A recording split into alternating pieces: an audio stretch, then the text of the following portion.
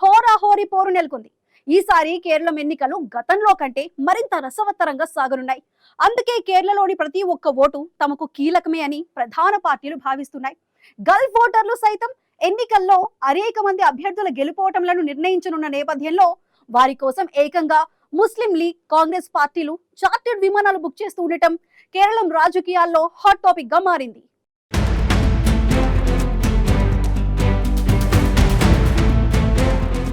Kerala assembly ఎన్నికల్లో ఈసారి రసవత్తర పోరు నెలకొంది. అసెంబ్లీ ఎన్నికల వేళ రాష్ట్రంలోని రాజకీయ సమీకరణాలు మారిపోతున్నాయి. సాధారణంగా అసెంబ్లీ ఎన్నికలు అంటే ఒక రకమైన ఎన్నికల వాతావరణం నెలకొంటుంది. కానీ కేరళలో మాత్రం సర్పంచ్, లోకల్ బాడీ ఎన్నికలకు కనిపించే హడావిడి కనిపిస్తోంది. కేరళ నుంచి విదేశాలకు ఉపాధి కోసం వలస వెళ్లిన వారి కోసం ప్రత్యేకంగా టికెట్లు బుక్ చేసి బస్సులు వేసి రప్పించిన దృశ్యాలు సాధారణంగా పంచాయతీ ఎన్నికల్లో చూస్తుంటాం. కానీ ఇప్పుడు కేరళ అసెంబ్లీ ఎన్నికల్లో ఇలాంటి పరిస్థితులే కనిపిస్తున్నాయి. కేరళలోని ప్రతి ఓటు అసెంబ్లీ ఎన్నికల్లో అత్యంత కీలకంగా మారిన పరిస్థితుల్లో అభ్యర్థుల జాతకాలను మార్చగల శక్తి ఉన్న ప్రవాస భారతీయులను రప్పించేందుకు ప్రధాన పార్టీలు ప్రయత్నిస్తున్నాయి. అందులో భాగంగా గతంలో ఎన్నడూ లేని విధంగా సరికొత్త వ్యూహాలను రచిస్తున్నాయి.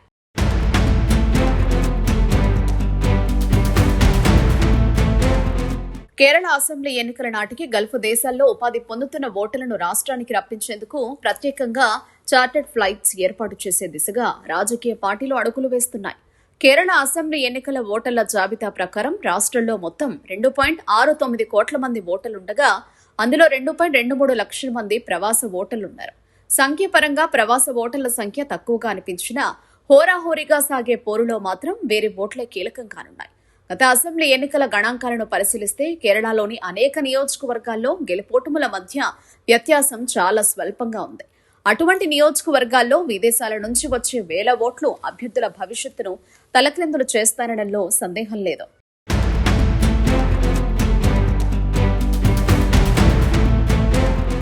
సాధారణంగానే ప్రవాస మలయాళీలు ఎన్నికల సమయంలో స్వచ్ఛందంగా స్వదేశానికి వచ్చి ఓటు వేస్తుంటారు. అయితే ఈసారి విమాన సర్వీసులు తగ్గింపు, విపరీతంగా పెరిగిన విమాన టికెట్ ధరలు వారిని వెనక్కి లాగుతున్నాయి. ప్రవాస మలయాళీలకు ఎదురవుతున్న అడ్డంకులను తొలగించేందుకు కాంగ్రెస్, ముస్లిం లీగ్ పార్టీలు చార్టర్డ్ విమానాల ప్రతిపాదనను తెరపైకి తెచ్చాయి. పశ్చిమాసియాలో నెలకొన్న సంక్షోభ పరిస్థితుల దృష్ట్యా ప్రవాస ఓటర్లు ఇబ్బంది పడుతున్నారని, అందుకే కాంగ్రెస్, ముస్లిం లీగ్ పార్టీలు ఈ తరహా చర్యలు చేపడుతున్నాయి. గతంలో కోవిడ్ సమయంలో కూడా ముస్లిం లీగ్ ఉత్తర కేరళకు చార్టర్డ్ విమానాలు నడిపిన అనుభవం ఉంది. ముస్లిం లీగ్ విదేశీ విభాగమైన కేరళ ముస్లిం కల్చరల్ కమిటీ ఇప్పటికే గల్ఫ్ దేశాల్లోని మలయాళీలను సమన్వయం చేసే పనిలో నిమగ్నమైంది. పోలింగ్ తేదీలకు సమీపంలో ముస్లిం లీగ్ చార్టర్డ్ విమానాలను నడిపేలా ప్రణాళికలు సిద్ధం చేస్తుండటంపై పెద్ద ఎత్తున చర్చ జరుగుతోంది.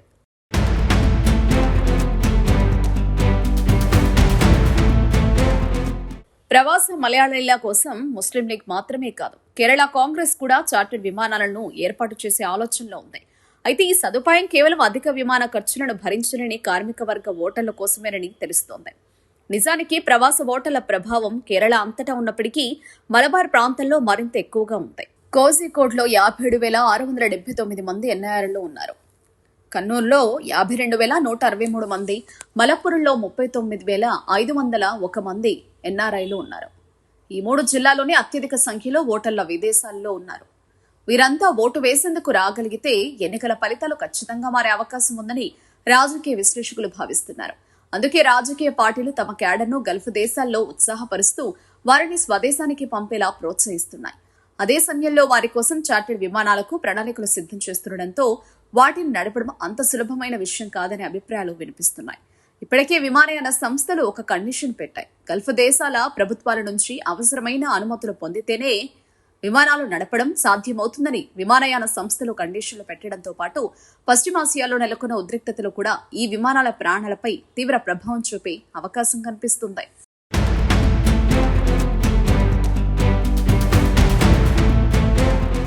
కేరళ అసెంబ్లీ ఎన్నికల్లో కీలకంగా మారిన ఎన్ఆర్ఐ ఓటర్లను ఓటింగ్ కోసం స్వరాష్ట్రానికి తీసుకొచ్చేందుకు ముస్లిం లీగ్, కాంగ్రెస్ పార్టీలు చార్టర్డ్ విమానాలను బుక్ చేస్తూ ఉండటంతో అక్కడ పోటీ ఎలా ఉందో స్పష్టమవుతోంది.